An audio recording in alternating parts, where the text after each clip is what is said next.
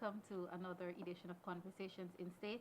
I am like Ramsey. Thank you very much for joining us, and thank you very much for being patient. Of course, as you know, Conversations in State was off the air for a little bit because we had to yield to the football fans. As you know, last week would have been the finals for the 2018 the FIFA World Cup football, but we're happy to be back with you and that you have invited us into your homes. We're well, I should say we're restarting by focusing on the PYARG. Again, just to remind you what Conversations in State is all about. Remember, we focus on most of those agencies, if not all, agencies, departments, and organizations that fall within the Ministry of the Presidency. And it is my pleasure to have today's conversation focus on the PYARG, which is the President's Youth Award Republic of Guyana, and I have the expert on that here with us for the first time on this program. He is the Executive Officer of the PYARG, Mr. Allister Collins. Welcome to Conversations in State, Allister. It's a pleasure to be here. Good afternoon. All right, great to have you. Alistair and I would have had conversations before, television conversations before, but as I said, it's the first time he's here on our program. So, Alistair, what I'm going to ask you to do is just to remind people, especially people who don't necessarily pay attention to the PYARG, what is the PYARG and what is its purpose, its main purpose? Well, in short, the President Youth Award program is to get young people involved in a non-formal educational program, which is voluntary, and it's aimed between the ages of 14 to 24. And this ranges from regions 1 to regions 10, all regions. And we do not discriminate in any form, shape, or fashion. So whether or not you're from whichever religious group, whichever race or ethnicity, you are most welcome. Non-formal, it therefore means it would not interfere with your academics. So PYARG is the program to get young people involved in. We do a whole host of community service. They learn so many skills and they get involved in physical recreational activity. When they would have completed that, they're given the opportunity to do an adventurous journey, which takes them to the length and breadth of Guyana to see the diversity of the flora and fauna which we have to offer here. I'm happy that you talked about the fact that it's in all of the regions because Correct. Guyana is, people like to say we're small, but compared to so many countries, we're very, very big. How are persons chosen to be a part, or if not chosen, what are the criteria? But basically, once you have the age and you demonstrate some form of discipline, and you are willing to do to learn a skill, to do community service an hour per week, and to be a part or to do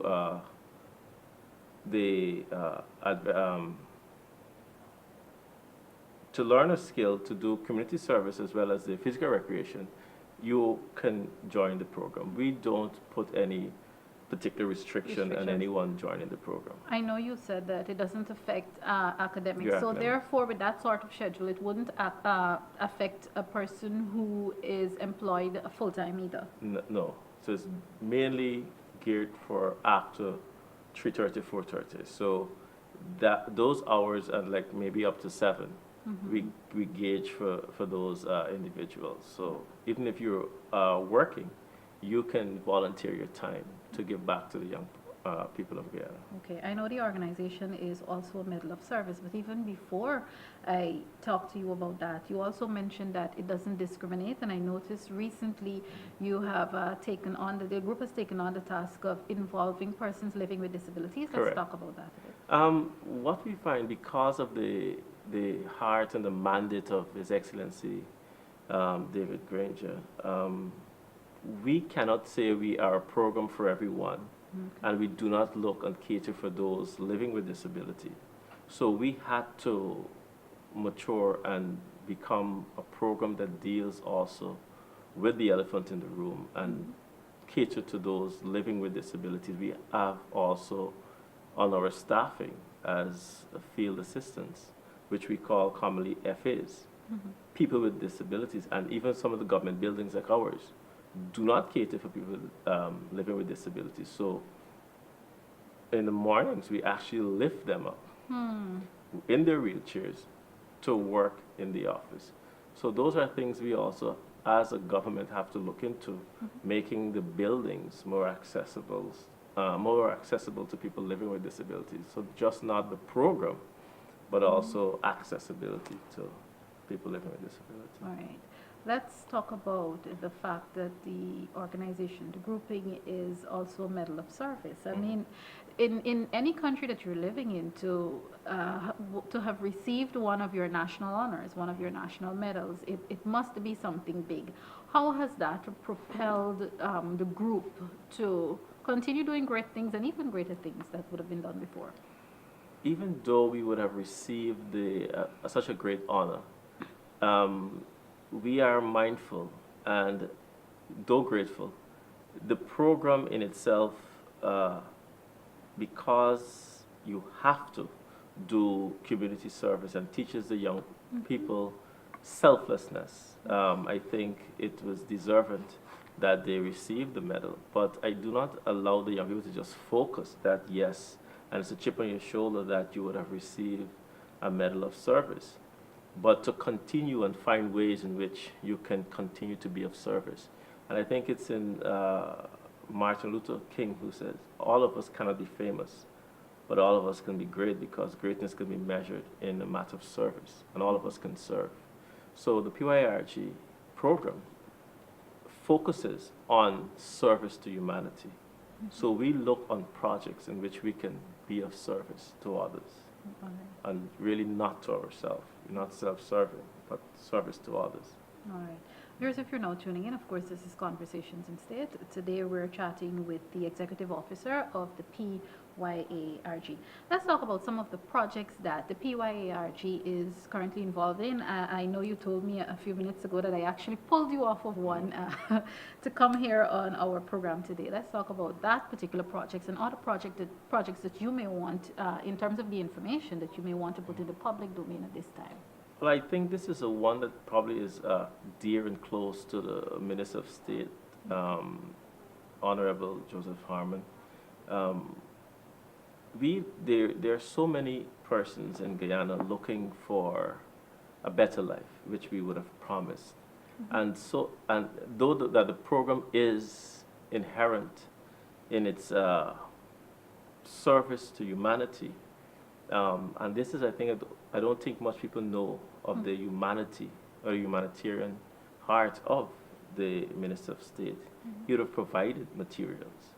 So we have participants, because that's a part of the program, they have to do community service. So currently they're actually doing community service to a resident in the Sophia area, which with materials would have been provided by state. And currently they're making someone's life better. And they're The good life. the good life. So, and that is something that we are proud of, that they would have given up their time. They're not playing games. They're not out liming or walking around the mall, which is okay. But they're actually using that time to make someone's life better. And that's part of their program. That would help those young persons achieve one of the medals, which is either the bronze, the silver, or the gold. Apart from government support, obviously, PYARG falls under the current, any government of the day. It is the President's Youth Award, any sitting government. But apart from that, does the organization get support, maybe, just let's use an example here, maybe from, whether it be non-governmental organizations or private sector bodies? Yes. I would say because of the nature and the prestige of the program, we are in partnership with so many governmental and non-governmental organizations. And we do get support from other organizations, whether it be technical, whether it be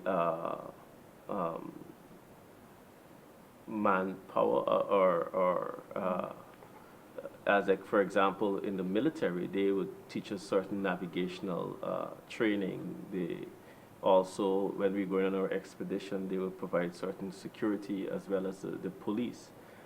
We are in close partnership with Commander Hickens. Okay. So even if we need certain courtesies as it relates to um, taking the young people to the various parts of the country. We have certain escorts and courtesies extended as it relates to security as well from the police force. We have also adopted the police youth group, and we would have also trained some of them. And so the opportunity cost of them not doing crime in certain areas, they would be meaningfully engaged in the President Youth Award program. So we have good public-private partnerships with many organizations, the Guyana Red Cross, there's so many other youth groups, church groups as well, that's escaping me right now, that we are in partnership because this is our 20th year, and we would have been made an impact in the minds or the roads of Guyana. So a lot of organizations are on board with the President Youth Award program. 20 in terms of years is always a significant number. You know, we always do things and the flash and the glitz and the glamour. Yes. Apart from everything that the public would have been, because and viewers, for those of you who are really into social media, especially Facebook, the PYARG is everywhere. But apart from those things that we're seeing, what would you, at the end of the 20th year, what would you want to say that the PYARG would have been able to achieve in that 20-year celebration or observation? What I would most love to stand out or be significant is that we would have engaged young people throughout the length and breadth of Guyana in a meaningful way, that they would, one, be meaningful contributors to their country's development and not be menace to society. Because if you are engaged, it takes away from your idle time. And it's a program that teaches you, that engages you, and that's why we beckon for you to get involved. You come to the program to give, and you also get. And that's a beautiful, dynamic relationship about the program. It's not about you just taking away. You also, it makes you a better person and a rounded individual at that. So it being a non-formal educational program, it prepares you for a better contributing citizen of your country. So when you leave Guyana, you are a better ambassador of your country, because you would have seen Region 1, you would have seen Region 7. So you don't go out speaking falsehood that Guyana is just a narrow strip of Georgetown or the coast, and you do not understand the beauty and diversity of Kaichur or the Jaguar. And so we try to expose. So even and what is even beautiful about the president putting us under the Ministry of Social Cohesion is that the program literally represents social cohesion. Okay. Because you have to interact with so many people from so many backgrounds, and you are forced to live and walk and work with people from different backgrounds, whether or not you're from the QC, whether or not you're from the University of Guyana, or you're from Sophia, or you're from All Boys Town. You're looked upon or treated as one, as Guyanese, as one people in this one nation with that common destiny to develop Guyana, and as His Excellency said, to have a better life. I know you can't force anyone to become a part, you can just encourage, but is there any way at all that the PYARG, the organization in itself, would be able to put measures in place? And of course, this is without crossing the line in a negative sense, but would you be able to put measures in place to ensure that there is that, and we say this all the time, and you spoke about the fact that it falls under the Department of Social Cohesion. Can you in any way ensure that the citizens, the young citizens who are coming to the PYARG, that there is that sort of ethnic balance, that image of various ethnicities? Because I like to remind people that we're really a cook-up here in Guyana. The thing is, and that is something that you generally get a challenge with. Okay. Everyone registers and comes to the program, despite where you go, if it's Berbice, Linden, wherever. But sometimes there's a distrust when you have to sleep out, Mm. and there's a camping, and there's a particular ethnic group might not want their children to sleep because they don't have the trust. Yeah, because we're still in that mode. Exactly.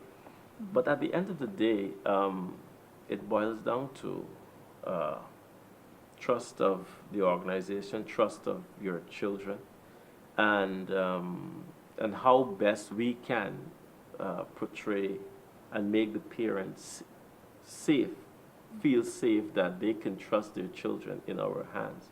And we have been able to, if you can check on our social media, by that ethnic balance on the expeditions, the amount of Negro, African children, Amerindian children, East Indian children that go on the expedition. That is something that I feel very proud and pleased about. That when you see the expedition, you see Guyanese. See the diversity. And sometimes, exactly, you see the diversity. And when I said it's challenging is when you want to, let's say if we're going on a program, and you say, man, let us ensure that we have an Indian or an African, and you want to ensure that we have this ethnic balance. And sometimes that in itself, it's troubling when you want to ensure. Sure that. And I'm happy that you said that, because sometimes I wonder, yes, we're pushing for ethnic balance and social cohesion, but sometimes I wonder if that in itself is not also a problem that you have to make the effort to ensure that there's an image of ethnic balance. I've always had a problem with that. So once you have to ensure that there's an image of ethnic balance, and then you tend to now compromise on standards. Exactly. If, say, for example, the person might not be competent, but because they're of African descent and there's no African there, I have to put an African because it doesn't show social cohesion. It doesn't show an ethnic balance. So I must put an African person there. I must put an Indian person there. I must put an indigenous person there because I must show social cohesion or an ethnic balance. And to me, that is like you're forcing something that should be a natural process. And if we say we're one person, where is my, because you do not know my background or where my Indian blood stopped from my American, you don't know my makeup. And it's not in my phenotype. So sometimes we try a little too hard and then we miss.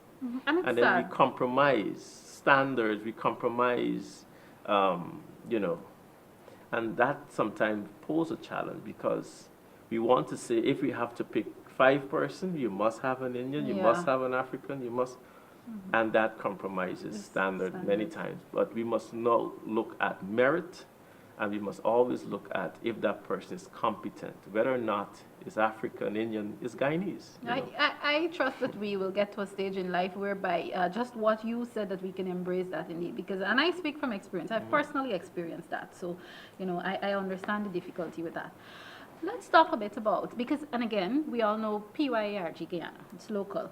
But, I should first ask you if there is a need for the PYARG to probably use other youth groups, youth organizations, whether it be from our fellow Caribbean brothers and sisters or in the developed countries of the world. If there's an effort to use groups in those countries as an example for the PYARG and maybe take some of the best practices.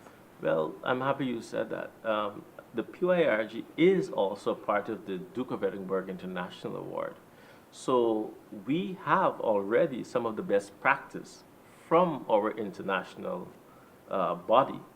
And that is the reason why, to me, it comes with that standard.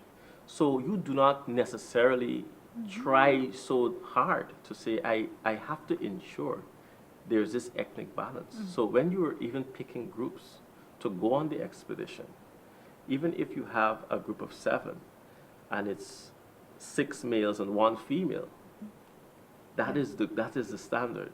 If it's just 6 female and 1 male, or you have 6 Negro and one East Indian, at the end of the day, you see Guyanese. You see ability, and you have